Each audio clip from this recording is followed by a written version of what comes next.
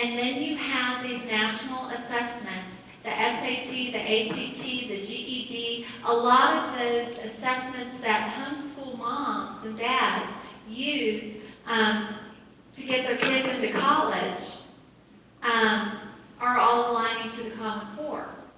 So in order for your child to pass those tests, they have to be able to conform.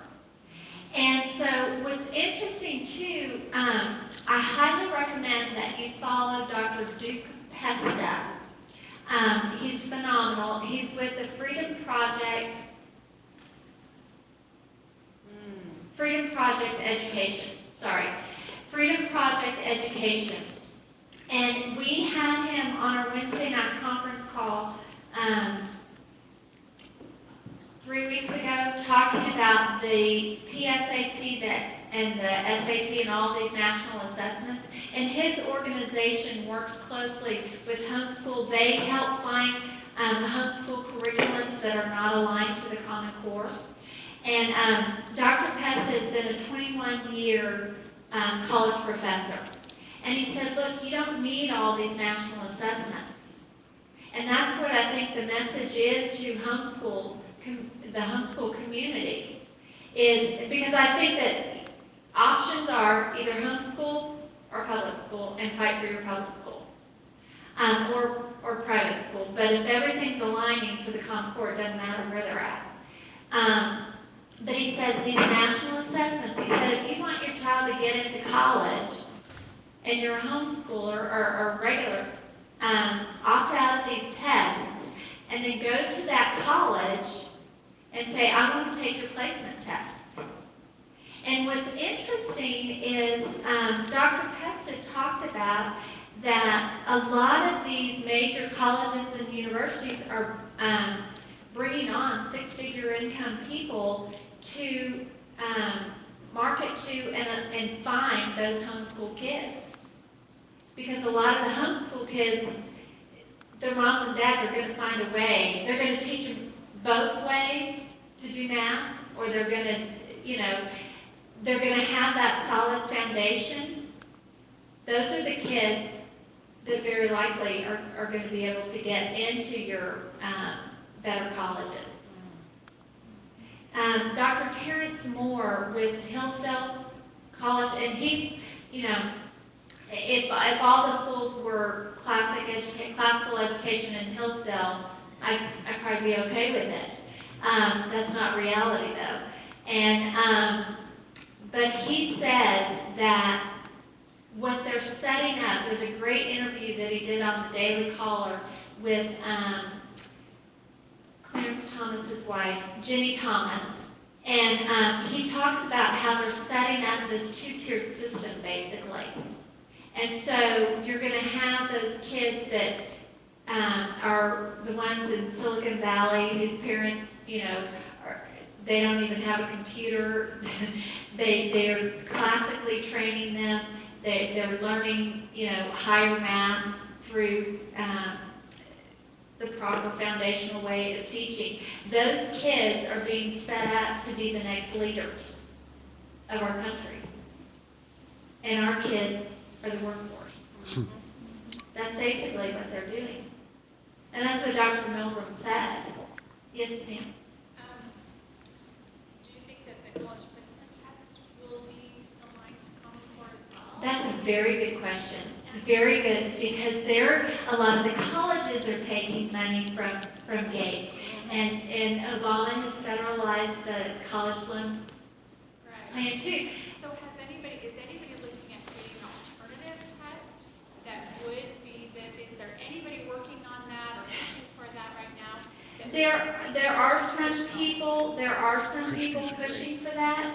And what Dr. Duke Pesta says is that there's going to be an education bubble, and that college is devalued. It means nothing. And that's really what they're doing. Our kids, we can pay for them to go to college, but the return on our investment is they can't get a job, or all they can do is get a job at McDonald's or, get a job in a field where they don't need that college education. It's devaluing, and it can't keep going like this. I think he said we're $3 trillion in debt, in college loan debt. There's a woman out of Austin. She is an incredible homeschool mom, and she does a lot. Julie Junes, Junes. And if you friend me on Facebook, I can connect you with Julie. She is phenomenal, and she really looks at how to get a solid college education through different channels, the kind of channels that she used as a homeschool mom, to find the curriculum that's not connected, to find those placement tests that are not connected, to really tap into dual credit and different things like that. Julie is one, and she would be a great person to call and have come and give a talk to your community. Because she can talk about it from a homeschool perspective, and she can talk about those, instead of taking the PSAT and the ACT and everything that's owned by the College Board, the ways to get your kid in to take those others. So Julie Junes is a huge resource, and she's very. I'm gonna give you a hug. I have to drop it to you. Okay. I'm sorry. Oh, right here. We got a long way to go. Thank you, Calvin. Those kind of people, there are people. And what's interesting about this Wednesday night conference call, we've got people from all over the country that call in, and it's these moms and dads that are finding out this information and sharing it. I found out about the P20W because I was listening to video of Jenny White out of Oklahoma talk about their fight in Oklahoma.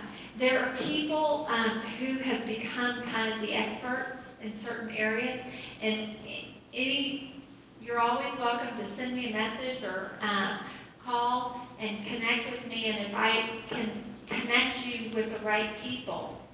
Dr. Pest is wonderful, especially on the homeschool front. And there's video. The other really interesting, there's just so much, and if y'all need to leave, I don't feel bad, but one of the interesting things that's happening, and we had Dr. Pesta come in Keller about a month ago, and he did an incredible presentation, but he was talking about how they're aligning the National Sex Education Standards. There is a set of National Sex Education Standards, and they're bringing them in through the English, language arts, and math instructional materials. And he shows, and Dr. Strotsky, who's the English language arts expert, she said, why is there all this sexual information in all the instructional materials? And it's because the National Sex Education Standards, and you can go online and find them. The advisors on that are people from Planned Parenthood and from these different advocacy groups. And it's no longer sex ed that we think of abstinence or, protection, whatever. It's all learning about the social emotional side of gender equality, homosexuality, all of these things that's what parents teach our children, and they're bringing it in at younger and younger and younger ages, and a lot of it is coming in through the instructional materials. And you may have heard in Highland Park ISD just a couple of weeks ago, there was a big scuttlebutt because some of the required reading in literature, these parents saw it, and it was pornographic. I mean, it was awful. And it was required reading in the high school. And so they went to the school board meeting, and they took excerpts from it and read it out loud. They said it was so embarrassing But they wanted to prove a point to the school board and the superintendent, and he pulled the 7 books. 7 books. Within a couple of days, there was a petition that was put out. They had over, I think it was like 1,300 signatures on this petition, and so the superintendent reinstated it. What's interesting, the woman that started the petition works for a foundation called the Fikes Foundation, Fikes, and they have $95 million in assets. They're a huge donor to Planned Parenthood and all of this social, emotional, social justice stuff. And so they're very well organized. And when you look at the signatures on the petition, it's not the school board or the parents. It's the kids who they're training to be little activists. And it's people from outside of Texas. That's exactly what happened in Colorado. In Jefferson County, the school board, they had a great school board, Julie Williams, school board member, who put forth, not a resolution, she set up to have a committee oversee the new AP US history framework that was coming in. They had a huge, huge protest. The teachers union, they had all these kids who were protesting, saying that this school board member, where in Colorado the school board is responsible for the curriculum, if you watch the video of these kids speaking at the school board, I was embarrassed. Because they're training them to be little activists, to go against the parents and against the school board.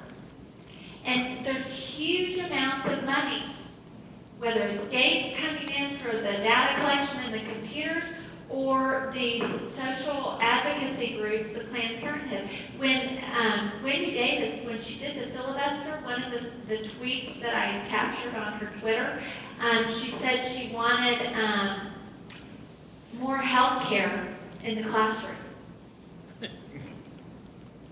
That's what they're implementing in Austin. That's the Lone Star Care Circle. Hutto ISD has partnered. They have one of those Lone Star clinics in Hutto ISD. Lone Star Circle of Care. That's scary. So if we lose control and our teenager wants to go get an abortion, will parents even know about it? It's like sending your kids off to college, but doing it in middle school and high school. It's crazy. It's crazy, but it's happening. It's happening. So I think there's a huge partnership between, and you can see it like Northwest ISD, there's a huge co-op of homeschooling parents that's building because they don't have a superintendent and a school board that's listening. So that's got to be an option. And that's where veteran teachers are going. They're going and building these co-ops and working in homeschool co-ops and groups of moms and dads are paying veteran teachers that know how to teach. They're setting up their kids, schedules, and these teachers are teaching. So we've got to protect them. Where is that? Northwest ISD. There's also a great Facebook group, and if you send me a email, my email is alice@womenonthewall.org. I can connect you with Lynn Taylor. Oh gosh, she just wrote an incredible article today. If you follow on my Facebook, you can follow her, but she has a group. It's called Transitioning into Homeschool. It's a Facebook group, and it's all these moms and dads who are homeschooling, and they they partner together, they work together, and get ideas from each other. So it's happening. It's happening. That's really our two options right now. Be very leery too of charter schools that will try to come in. I know that the Goodland schools were trying to get into Tyler, and I don't think they're here yet. They're the math and science harmony science centers. Be very leery. There's a new one out on the loop, but I don't know which one that is. Okay. So up near Samsonville, I just heard about it just last week. Okay. I don't know anything, but I'm familiar with the other charter schools. Okay. I'm connected with them. Harmony, math and science are the ones to really, really stay away from. Harmony. They are run by the Gulen movement. Fatwa Gulen is an imam out of Turkey. And it's the Gulen movement that is said to have handed Turkey over to the Muslim Brotherhood. And I've got a lot of stuff on Voices in Power. That's my other website, Voices in Power, ENPOWER.com. And if you put Gulen in there, I've got a lot of great information there. So we have to look, parents have to look at what their options are in their local community and decide. But there's definitely things to be leery of. Any other questions? If you don't mind, I would like, and we normally start with a prayer and do the Pledge of Allegiance and all that. We didn't do any of that. So if you don't mind, if we can just close out in prayer, that way I can drive home. Have to pray.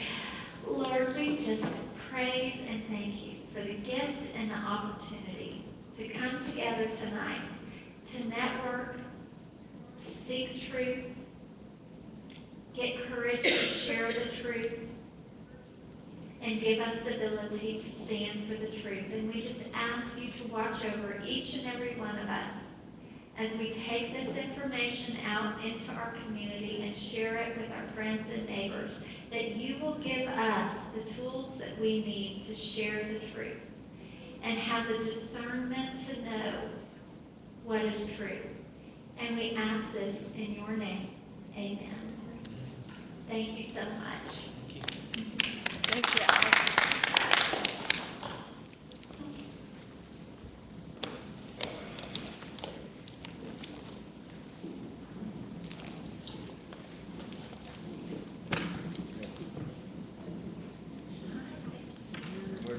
Jack. Schaefer's. Yeah. Yours. Do you have a card?